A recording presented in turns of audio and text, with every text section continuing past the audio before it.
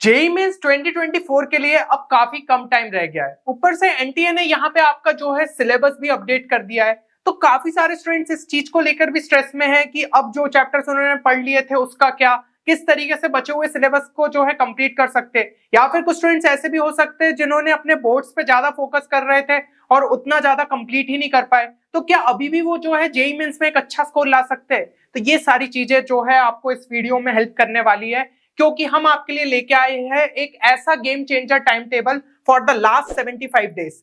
अगर आपने इसको जो है शिद्दत से फॉलो कर लिया तो आपको एक जो है अच्छे परसेंटाइल लाने से कोई भी नहीं रोक सकता, क्योंकि यहाँ पे इस टाइम टेबल में हमने हर एक चीज का जो है ख्याल रखा है और काफी अच्छे तरीके से आपके लिए यहाँ पे डिजाइन किया है। अब देखिए, यहाँ पे आप में से कुछ स्टूडेंट्स ऐसे होंगे जिनका मॉक टेस्ट में स्कोर कहीं ना कहीं यहाँ पे ही जो है सिमट के रह गया है, वो इससे आगे बढ़ ही नहीं पा रहे, ज्यादा से ज्यादा जो है 90-100 तक पहुंच जा रहे।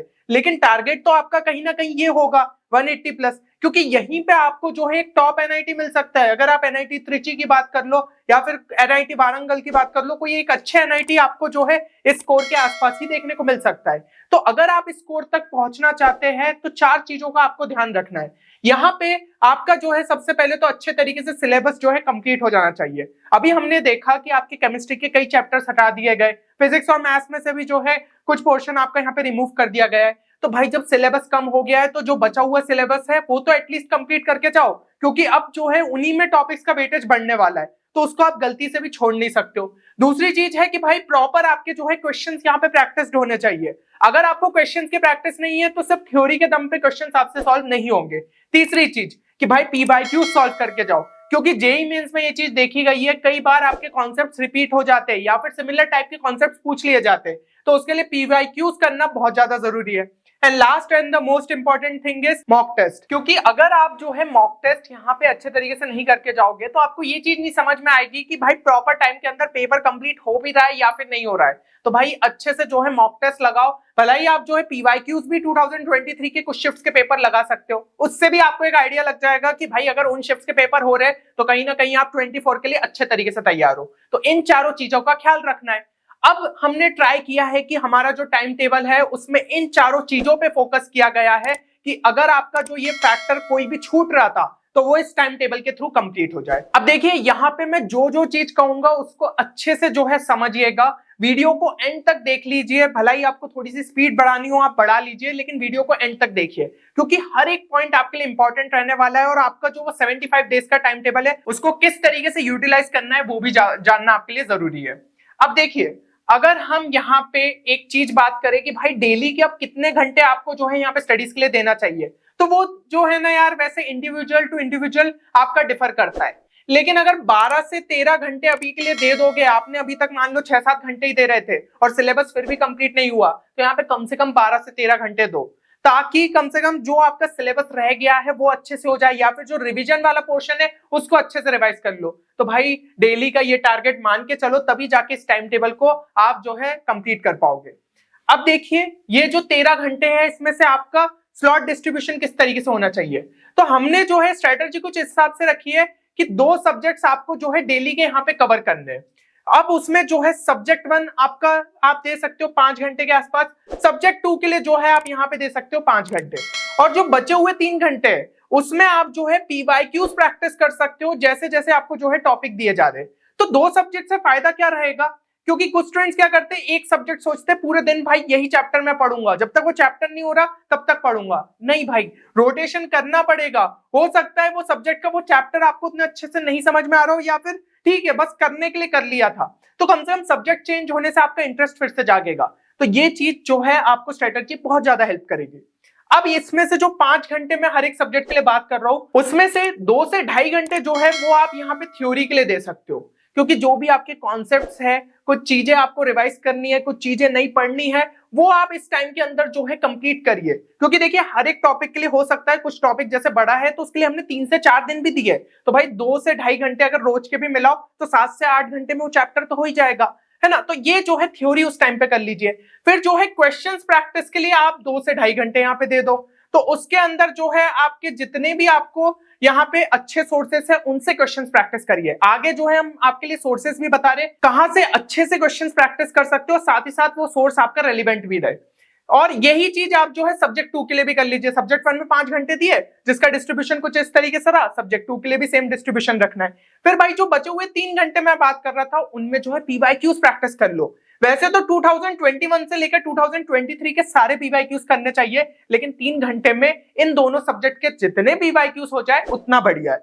कम से कम आपको एक वैरायटी समझ में आ जाएगी, अभी का पैटर्न समझ में आ जाएगा कि किस लेवल के क्वेश्चंस आपसे जो है यहाँ पे पूछे जा रहे हैं। अब यहाँ पे थोड़ा सा जो है टाइम टेबल की तरफ चलते हैं। तो पहले तो भाई टाइम टेबल के कुछ स्पेशल फीचर्स जान लेते हैं। अब देखिए यहाँ पे हम बात कर रहे हैं कंप्लीट सिलेबस कवर होने की, पर थोड़ा सा इस चीज को आपको समझना होगा कि कुछ कुछ पोर्शन आपके अगर ऑलरेडी अच्छे से तैयार है तो उसके सिर्फ क्वेश्चंस प्रैक्टिस करते जाओ, उसका टाइम वेस्ट नहीं करो। हो सकता है जो आपका ज्यादा वीक टॉपिक है तो थोड़ा सा उसमें ज्यादा टाइम दे लीजिए। तो हल्का जो है आप मॉडिफिकेशन कर सकते हैं टाइम टेबल में अपने हिसाब से, लेकिन कम से कम आपके पास एक बेस तो रहेगा कि इस हिसाब से हमें जो है नेक्स्ट 75 डेज के लिए वर्क करना है। फिर आपके जो डिलीटेड पोर्शन है ना, उनको हमने यहाँ पे इंक्लूड नहीं किया है, क्योंकि भाई आपको ये चीज पता होनी चाहिए, जब उनसे क्वेश्चंस पूछे नहीं जा रहे तो टाइम वेस्ट क्यों करना है। तो उन सारे पोर्शंस को हमने यहाँ पे हटा दिया है, और बाकी जो आपके सामने अभी टाइम टेबल आपको दिखेगा उसको आप फॉलो कर सकते हैं।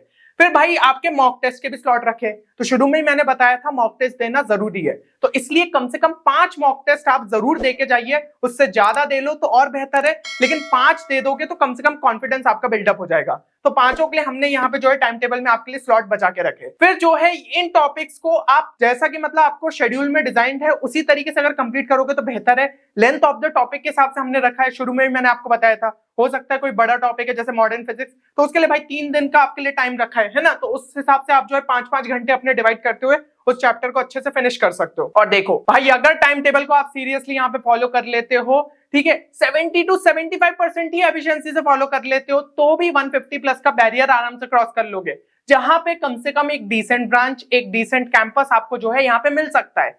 तो ये भाई बैरियर जो 150 प्लस वाला है ना, ये तो बहुत आराम से कर लोगे। और अगर भाई अच्छे से टाइम टेबल को फॉलो कर लिया तो 180-200 भी आपका कहीं नहीं जाएगा। बस अब जो नेक्स्ट डेज है उनको आपको अच्छे तरीके से यूटिलाइज करना है।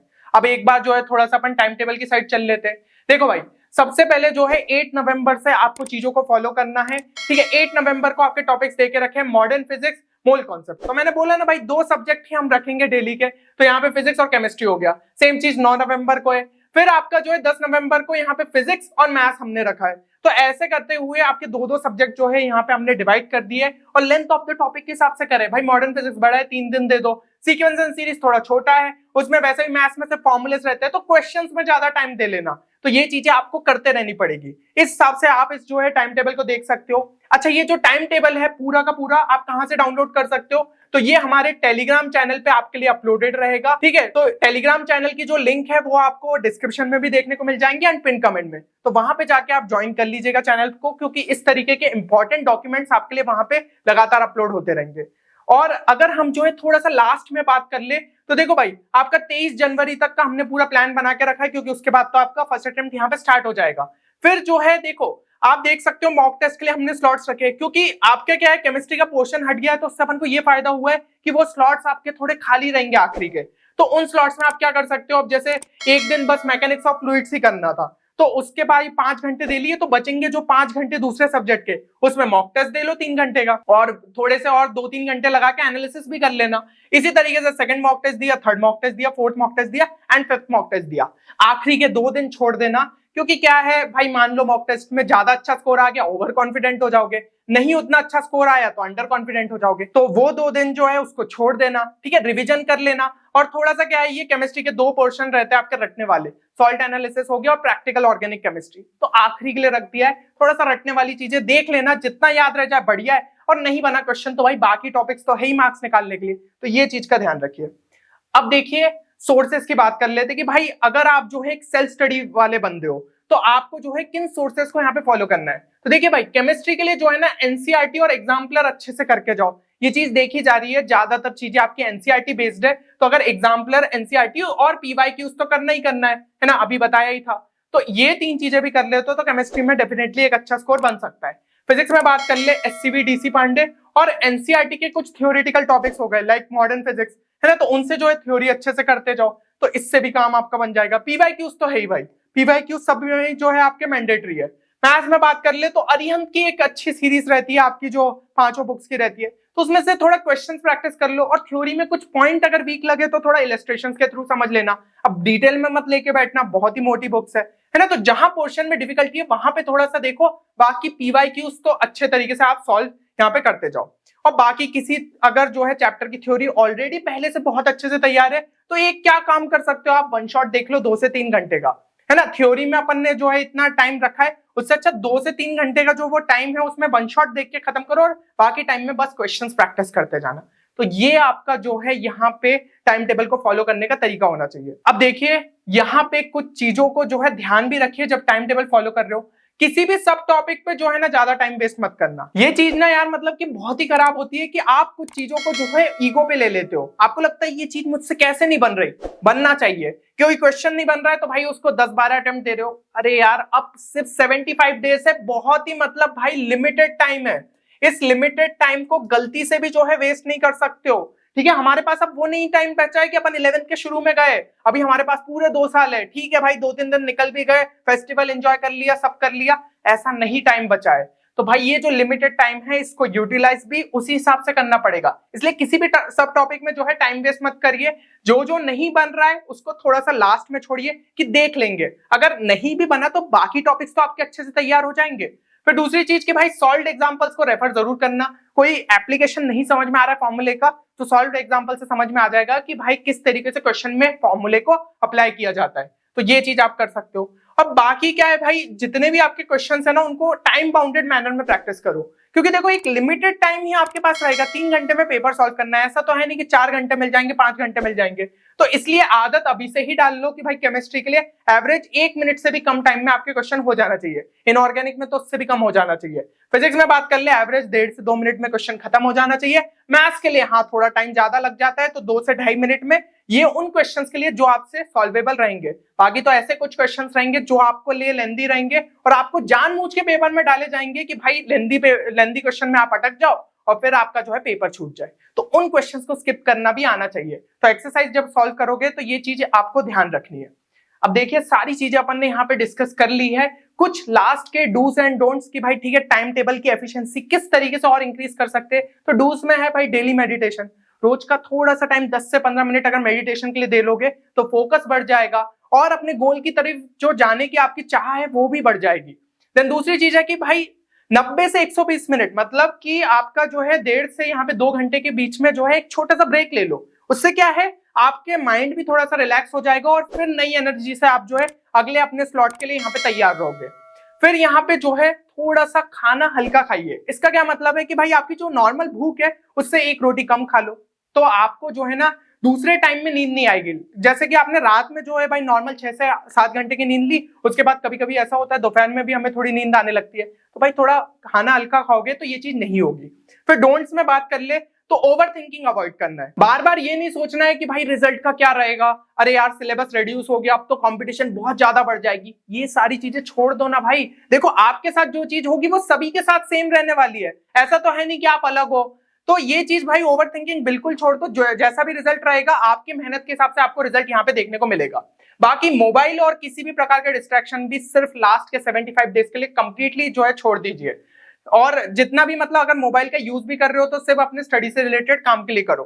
फिर जो है एक पर्टिकुलर टॉपिक पे अड़ना भी छोड़ दीजिए, वो तो यार अपन पिछले स्लाइड में मैं बहुत अच्छे से आपको समझा चुका हूं, है ना। तो किसी भी टॉपिक पे फंसना नहीं है, टाइम लिमिटेड है, तो नेक्स्ट टॉपिक पे चलिए। उस टॉपिक को अपन थोड़ा सा लिख के रख लेते हैं कि हाँ लास्ट में टाइम बचा तो थोड़ी सी उस पर नजर डाल लेंगे। तो मेरे हिसाब से यहाँ पे सारी चीजें आपके लिए जो है क्लियर हो गई होगी। अब देखिए अगर आप ये 75 डेज के चैलेंज को एक्सेप्ट कर रहे हो तो भाई अपना टारगेट स्कोर जो भी फर्स्ट अटेम्प्ट में लेते हुए चल रहे हो, और ऐसा स्कोर लेते हुए चलो, ऐसा नहीं कि भाई हवा हवा में लिख दिया कि भाई नहीं 230 ले आएंगे 240 ले आएंगे। जो अभी आप अचीव कर सकते हो, आपकी कंडीशन आपसे बेहतर कोई भी नहीं जानता, तो जो भी स्कोर आप ला सकते हो वो कमेंट सेक्शन में लिखिए, साथ ही साथ अपना एम कॉलेज लिखिए। ये सेल्फ मोटिवेशन के लिए, हमें इससे कोई भी फायदा नहीं होगा, लेकिन आपने अगर लिखा है तो कम से कम आपको एक चीज रहेगी कि यार मैंने यहाँ पे जो है वादा करके गया हूं कि ये स्कोर मुझे लाना है और मुझे ये कॉलेज अचीव करना है। तो डेफिनेटली आप वो चीज के साइड जो है बढ़ोगे और हो सकता है कि उससे बेहतर भी आप यहाँ पे कर जाओ। चलिए, तो उम्मीद करता हूं कि इस वीडियो से आपको जो है आपका खोया हुआ जो जोश था, खोया हुआ कॉन्फिडेंस था, सब चीजें जो है यहाँ पे वापस आ गई होगी। इसी तरीके के आपके लिए लगातार जो है हम यहाँ पे यूजफुल वीडियोस चैनल पे लाते रहेंगे। तो चलिए मिलते हैं अगले वीडियो में, तब तक के लिए take care and good bye.